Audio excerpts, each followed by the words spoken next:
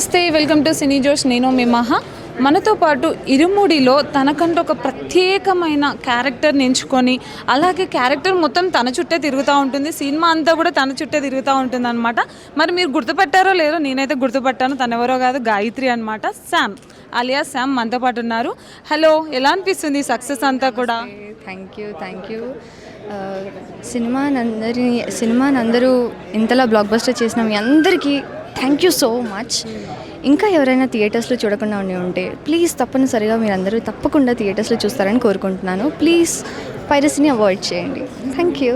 అంటే మీరు అనుకుంటున్నారు ఇంకా చూడలేదు అని, కానీ చూసిన వాళ్ళు మళ్ళీ వెళ్ళి కూడా చూస్తున్నారు. అండ్ ఇంకో 1 వీక్ వరకు కూడా థియేటర్లో ఖాళీగా ఉండే ప్రసక్తే లేదనమాట.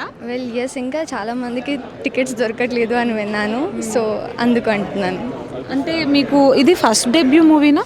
No, I have acted in Daaku మహారాజ్లో చేశాను, మ్యాట్ స్క్వేర్లో కూడా చేశాను, and few other films which haven't released yet. Okay, but ఈ క్యారెక్టర్ అయితే ఖచ్చితంగా మీ లైఫ్లో ది బెస్ట్ క్యారెక్టర్గా ఉండిపోతుంది. అండ్ మీరు ఇంత పెద్ద ప్రాజెక్ట్ చేశారు, రవితేజ గారితో కూడా యాక్ట్ చేశారు, ఎలా అనిపించింది? I felt really happy. Raviteja sir is the kindest soul that I know, and he is such a down to earth person అని చెప్పాలి. సెట్లో ఎంత ఫ్రీజింగ్ కోల్డ్లో ఉన్నా కూడా షర్ట్లెస్గా చేయడం అన్నది ఆషమాషి అయితే కాదు. సీరియల్లో సూపర్ ఫ్రీజింగ్ ఉండే. He did so well. Even మేము ఫుల్గా కవర్ ఉన్న మేము కూడా చలికి వణికిపోయాము. అలాంటి sir he is such a great person. Sai Kumar గారు ఫాదర్గా చేశారు, మరి ఎంత మంచి ఫాదర్ మీకు మూవీలో దొరికారు. ఆయనతో వర్క్ ఎక్స్పీరియన్స్ ఎలా ఉంది? సార్తో చాలా తక్కువ డేస్ తీసినా కూడా ఆ ఎక్స్పీరియన్స్ చాలా నచ్చింది. చాలా వండర్ఫుల్ మెమరీస్గా ఉంది. సెట్స్లో మీరు బాగా ఎంజాయ్ చేసిన సీన్ అంటే ఏం చెప్తారు? Everything. Each and every scene is my favourite. Each and every scene is close to my heart అని చెప్పాలి. ఓకే, అంటే కథ వినగానే అంటే ఇంపాక్ట్ అనేది మీ క్యారెక్టర్తోనే వస్తుంది. అంటే మీరే కీ రోల్గా కూడా ఉన్నారు మూవీలో. సో అంటే మీకు ఇంత సక్సెస్ అవుతుందని ముందే ఎక్స్పెక్ట్ చేశారా, లేకపోతే అసలు ఎలా ఎస్టిమేట్ చేసుకున్నారు? I don't estimate it all అని చెప్పాలి. Let's go with the flow అన్నట్టే ఉండే. ఇంత హైప్లో ఇంత ట్రెండ్ చేసిన ప్రజలందరికీ థ్యాంక్ యూ సో మచ్. ఇంత క్యూట్గా, ఇంత సింపుల్గా అండ్ ఇంత స్వీట్గా ఆన్సర్ చేస్తున్నారు కదా. అంటే మీ సినిమాలో కూడా అలానే ఉన్నారు, ఇప్పుడు రియల్గా కూడా అలానే ఉన్నారు.